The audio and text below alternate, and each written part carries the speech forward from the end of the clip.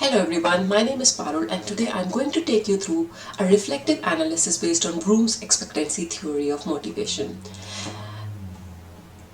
Let's begin with the theory itself. Vroom's expectancy theory was developed in 1964 is a process of motivation. That means it focusing not just on what motivates people but also how people decide whether to put in efforts based on expected outcomes. The theory proposes that motivation depends on a combination of three beliefs: expectancy, the belief that your effort will result in a successful performance; instrumentality, that belief that your performance will lead to a successful outcome; and balance, the value you place on the outcome. These three factors multiplied together, even if one of the factors is low, overall motivation suffers. For example, if you believe that working hard won't help you succeed, or the success won't be rewarded, or that the reward isn't important, then you simply won't feel motivated, no matter how critical the task may seem to others.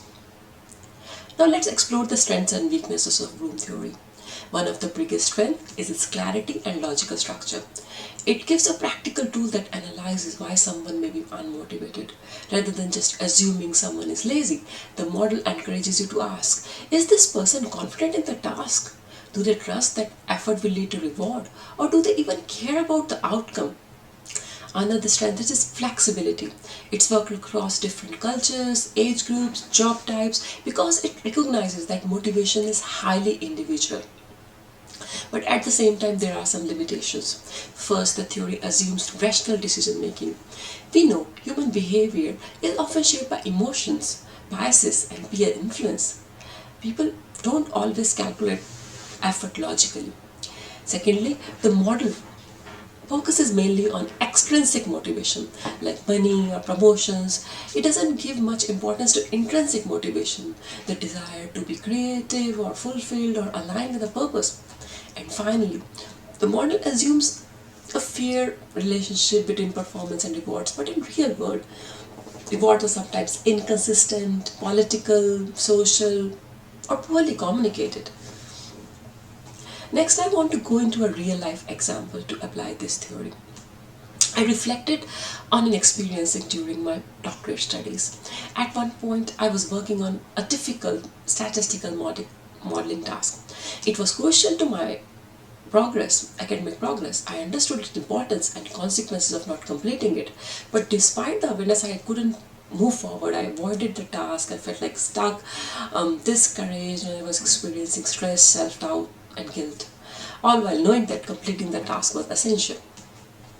Now, when I use Vroom's theory, I break down the components of my motivation. I know that expectancy was low. I didn't believe that I had technical skills to succeed. The statistical modeling was a bit too advanced for me, and I lacked confidence. Instrumentality, on the other hand, was high. I believed that if I succeeded, it could lead to valuable outcomes like faster graduation. Balance was also high. I completing my PhD and getting published had great personal meaning for me. So why was I unmotivated? Because expectancy was nearly zero.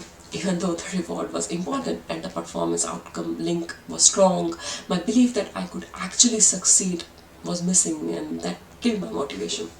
Now, when I evaluate, this insight is really powerful. It reframes my self-blame. I stop thinking and realize I had a skill-based barrier, not willpower problem.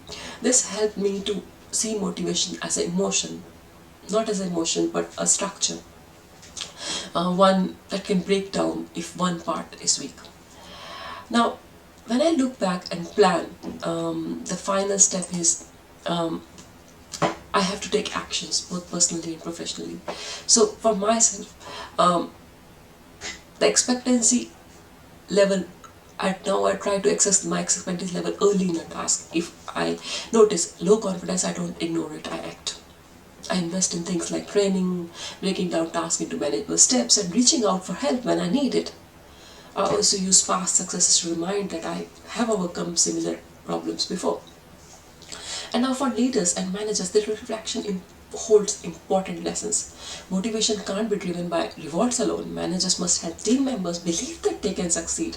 That means giving proper training, development opportunities, giving constructive feedback and encouragement, and also breaking down complex goals to simple goals and offering psychological safety at the same time. In other words, boosting expectancy is often the missing link in the motivation chain. If we overcome that, we risk losing even our most ambitious and capable individuals. My takeaway from the Vroom's theory is that while the model is not perfect, it still remains a valuable tool, especially when combined with self awareness and reflective framework. Thank you.